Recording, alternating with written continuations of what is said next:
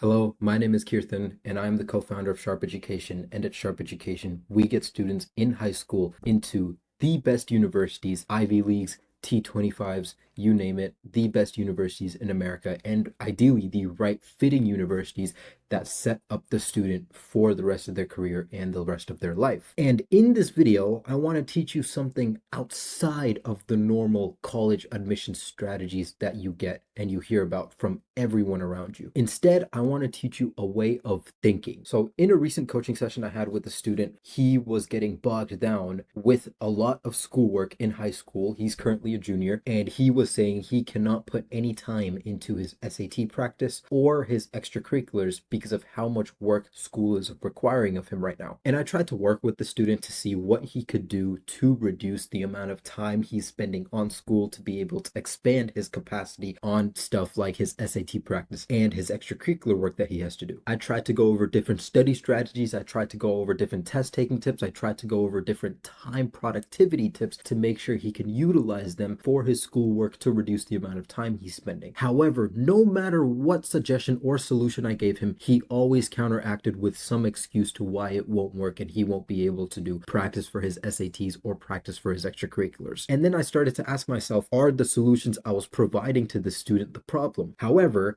we wouldn't have known that because he wasn't even willing to try any of the solutions that I was proposing to him. So rather than the solutions themselves, it was actually his way of thinking that was the problem. And this way of thinking is not allowing him to be open to any solutions. It's making him focus more on the problems than being able to fix the problems. And it is making him be negative about everything that is going on currently for him. So the next time I met with this student, I taught him a couple principles, and those principles completely changed the way he thinks. And now he went from somebody who believes he can't be able to handle a lot of work to somebody who is setting an example for everybody in terms of productivity, in terms of efficiency, and in terms of being able to be driven and motivated. So the next time I met with the student, I stopped giving him solutions and I gave him some principles for how he can think, which actually turned him from that student who was complaining and bogged down to now driven, productive, ambitious, and way more motivated, and setting an example for others for how much work a person can actually get done as a student in high school. So in this video, I want to teach you what I taught that student that completely changed his trajectory, and I'm going to be teaching you about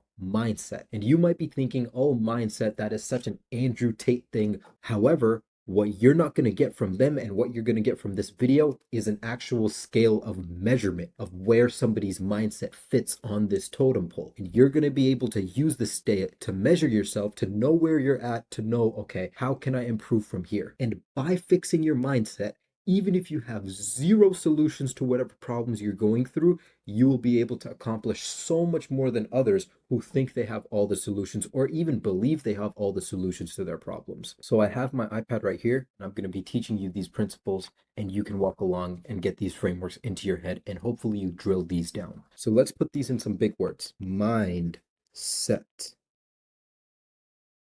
For now, let's just define mindset as the way somebody thinks or a set of structures in somebody's head that allows them to think about how they're going to be able to achieve or not achieve. And in our case, I want to focus on something which I will call the 5 levels of competence. I'll focus on these levels called the 5 levels of competence.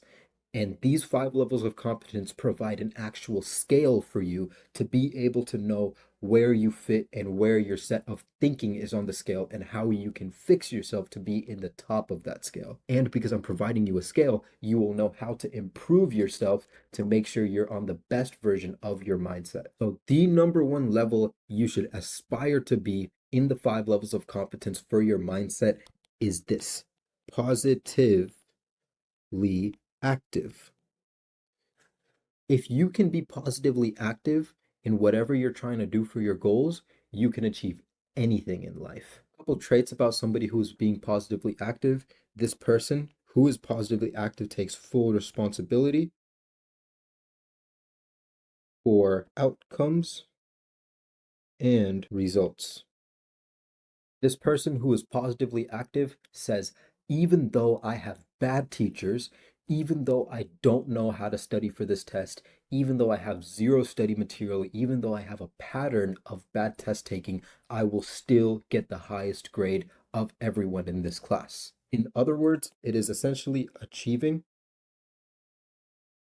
despite evidence that you will achieve. So, keyword despite. You are active because there is no evidence for you to be able to succeed if you have a positively active mindset. But because you are positively active, you will say, the only person that can make me successful or not successful is myself. My teachers aren't going to determine my success. My counselors aren't going to determine my success. This test paper is not going to determine my success. The only person that can determine my success and the only factor that's going to determine my success is myself. That, in a nutshell, is positively active. Now, the second level of competence is called positively passive. Let me write this down. Positively passive. And don't get me wrong, positively passive is still good. Positively passive is still good. A quote from somebody who has a positively passive mindset can say, if they can do it, I can do it. Basically, somebody who's positively passive would say, if they can get into Harvard, I can get into Harvard. If they can get that internship, I can get a similar internship. And in this case, it is achieving when there is evidence that the achievement is possible. The difference between positively active and positively passive is there is nobody who has achieved what you want to achieve when you're positively active, but you're still saying, despite nobody achieving, I will still achieve. In positively passive, you are saying, that person did it, so I can do it.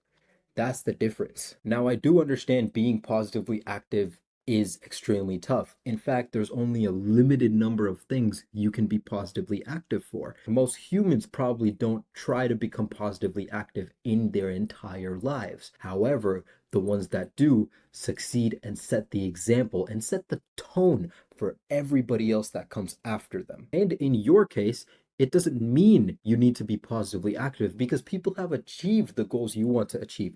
People have gotten into the dream college you want to go to. People have gotten the test scores you want to get. People have gotten the grades you want to get. So, meaning it is possible for you to achieve despite the other excuses people are giving. And when I tell students that they should be positively active or passive, they say, I would like to, but, and then they give some excuse for why they're not going to achieve what they hope they can achieve. Now, the problem with that is inherently not something you would do if you are positively active or passive, because by definition, that is not a positively active or passive thing to do.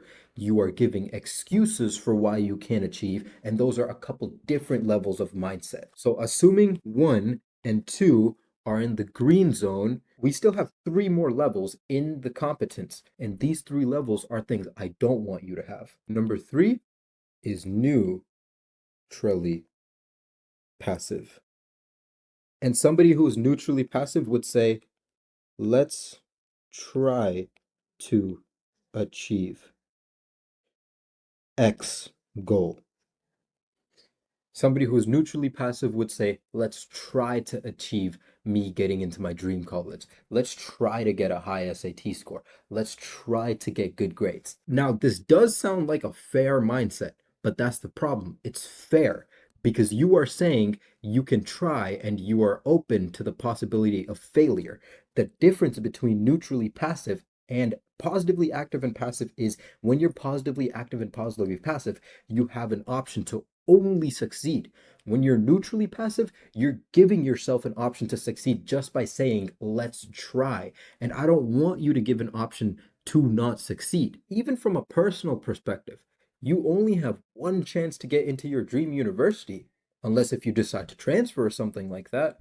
And you don't want to give yourself the option to fail. So why do you give yourself an option to fail by saying, let's try to make it happen? Don't try to make it happen. You have to ask yourself, what would make it impossible for me to not get into my dream university? What will make it impossible for me to not get into an Ivy League? What will make it impossible for me to not get into UC Berkeley, to not get into USC, to not get into Columbia, or insert dream university that you have for yourself? Or if you break it down to a smaller extent, what would make it impossible for me to not get a high SAT score? What will make it impossible for me to not get good grades? Something that would make it impossible for you to not get good grades is possibly asking the teacher for help when you need it, possibly studying your butt off, probably working extra hours and going to office hours frequently, probably making sure you're studying ahead of time for the test. All of these things could probably equate to making it hard for you to even get bad grades in the first place. And this type of thinking is called inversion thinking, which is a whole nother philosophy we can get into another day. But as a whole, you have to be careful with the way you think about yourself. You have to make sure that you're only giving yourself the option to succeed and not the other way around. And speaking of only giving yourself the option to succeed, that's when we get into the fourth and fifth level of competence, which I don't want you to have at all. The fourth is negatively passive.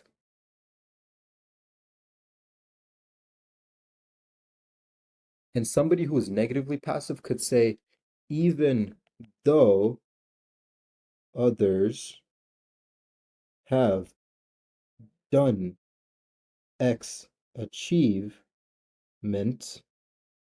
I don't think I can do it because of X, Y, and Z. Even though others have achieved what I want to achieve, I don't think I'll be able to achieve what I want to achieve because of this reason, and this reason.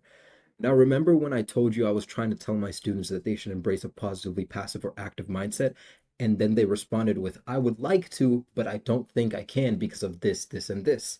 Now, they weren't being positively passive or active because they were actually being negatively passive or active. Negatively passive is just thinking, I can't achieve the goal I want to achieve. And when you're negatively passive, you believe to yourself that you genuinely can't achieve the goal you want to achieve, and you feel bad about it. The interesting thing is that how can you assume you won't be able to achieve if you don't even try to achieve? At least be negatively passive by trying, by cutting off the option of failure is when you're going to be able to think, okay, I have no option but to succeed, or even the standard it should be to achieve your goals. And if you're going into your goals thinking, I can't achieve this, but at least I'll put in some work, what are you even putting the work for in the first place? Now, the last level of competence I want to address with you is an interesting one, negatively active. And if you're negatively active, you are probably saying, I cannot achieve the goal I want to achieve, and I will prove to you that I am incapable of achieving what I want.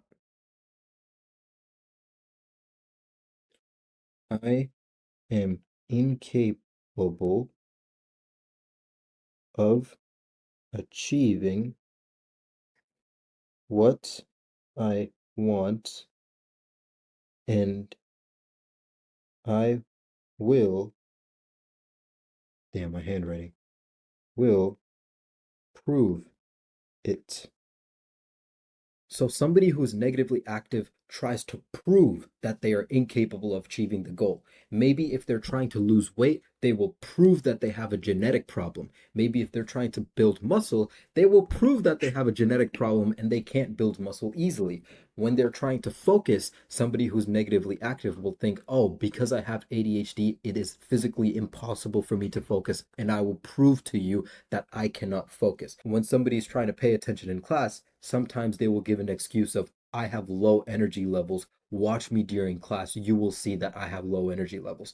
But the interesting thing is that somebody who is negatively active can be the first person and sometimes be the quickest person to become positively active. The negatively active person can become the first person to become positively active faster than the positively passive person, faster than the neutrally passive person, and faster than the negatively passive person, which is crazy. The person all the way at the bottom can quickly become at the top in terms of mindset. It is because when you are positively active, you are proving that there is something right about you. And when you are negatively active, you are proving something that is wrong about you for you not being able to achieve your goals. But here's the interesting twist. The funny thing about being positively active is proving that you will be able to achieve your goals despite all these obstacles in your way.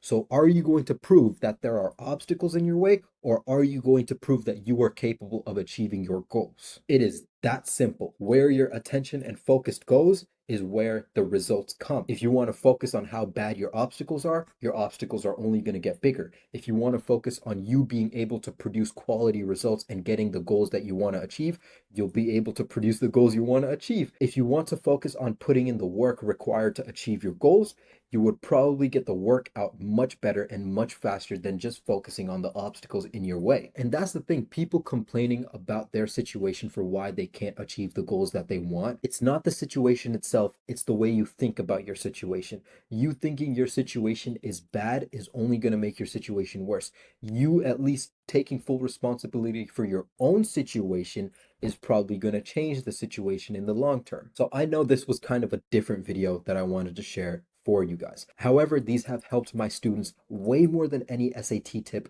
These have helped my students way more than any essay writing structure. These have helped my students way more than any admission secret. Just applying this way of thinking into your own life and taking full responsibility for your results is going to do you wonders than hiring a coach, than hiring a consultant, than even watching more YouTube videos. So to recap, winners are either positively active or positively passive. Losers are always neutrally passive, negatively passive, or worst, negatively active. So think about the way you are thinking and ask yourself, is the way I think going to help me achieve what I want to achieve?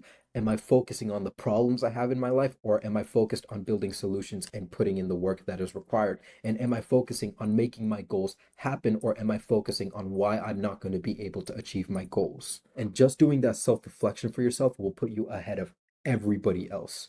So to close this video off, thank you for watching. If you want to learn more about us or gain other college admissions tips, feel free to scroll around our channel and watch more videos. And if you like this video, like and subscribe. Thank you very much.